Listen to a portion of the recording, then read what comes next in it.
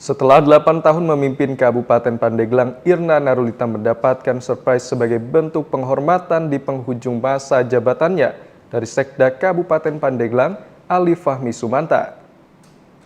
Sekretaris Daerah Kabupaten Pandeglang, Ali Fahmi Sumanta berikan surprise pelepasan kepada Irna Narulita di penghujung masa jabatannya sebagai Bupati Pandeglang. Berupa makan bersama dengan memborong jajanan pelaku UMKM berupa bakso, bubur ayam, ketupat tahu, dan lainnya di halaman kantor Bupati Pandeglang.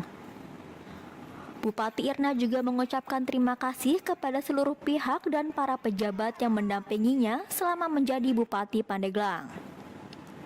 Terkhusus Wakil Bupati Pandeglang, Tanto Warsono Arban, dan juga DPRD yang memberikan masukan serta kritik membangun.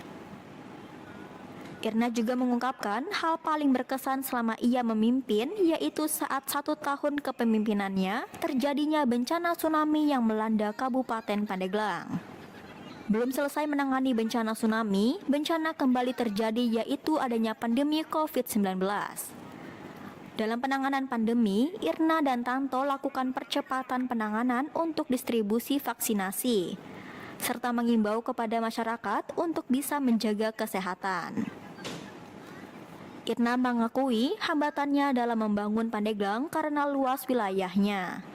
Kemudian lapangan pekerjaan yang mengharapkan kepada swasta, namun swasta juga menunggu adanya proyek strategis nasional.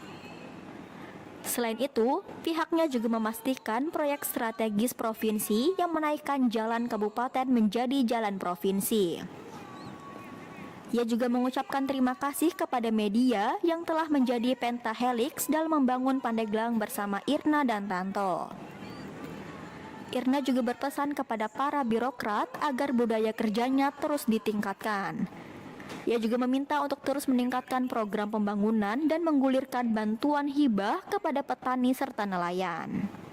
Selama 8 tahun memimpin Pandeglang, kalau perempuan tuh kayaknya pengen cepat kerja apapun, hitungannya detik. Mungkin ada yang terluka, ada yang kecewa, ada yang marah di kepemimpinan saya selama 8 tahun ini.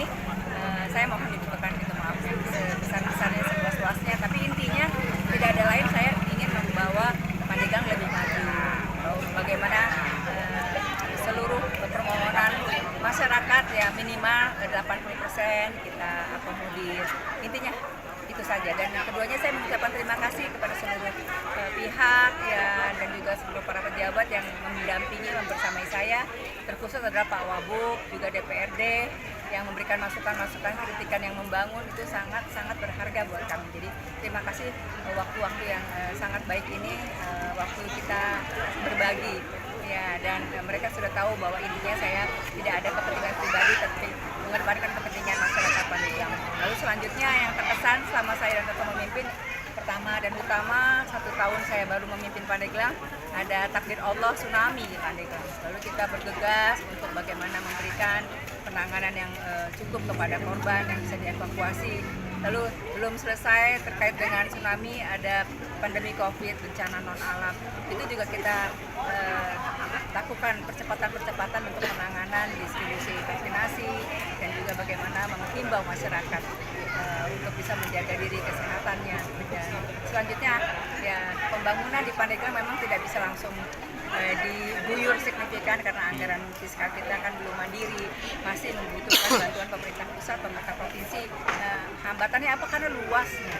Jadi yang kita bangun tuh nggak bisa melewati lembah, gunung, sungai yang 2.700 km persegi.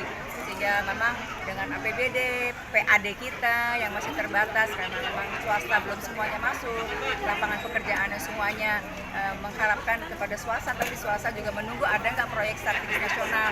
Jadi konkuren kami berhubungan koordinasi dengan pemerintah pusat, pemerintah provinsi. Semoga ada proyek strategis nasional yang tidak ditunda di Pandeglang. Juga proyek strategis provinsi yang selama ini juga membantu kami, jalan-jalan kabupaten naik statusnya ke provinsi, sudah dibantu, terima kasih Pak Gubernur. Lalu juga akan dibantu lagi nanti oleh Gubernur Wakil Gubernur terpilih karena beliau berjanji pada kampanye kerja politiknya untuk membangun Banten ini tidak ada ketimpangan lagi. Insya Allah mudah-mudahan diprioritaskan Pandeglang dan Lebak bisa juga seiring sejalan ya, bermartabat, makmur, sejahtera dengan Banten Utara. Itu saja. Terima kasih juga kepada tim media yang sudah menjadi pentahelix membangun Pandeglang bersama kami, sehingga kadang kami tahu berita-berita yang up to date untuk penanganan pelayanan kepada masyarakat dari media gitu ya, ketimbang dari birokrat saya. Nah, kecepatan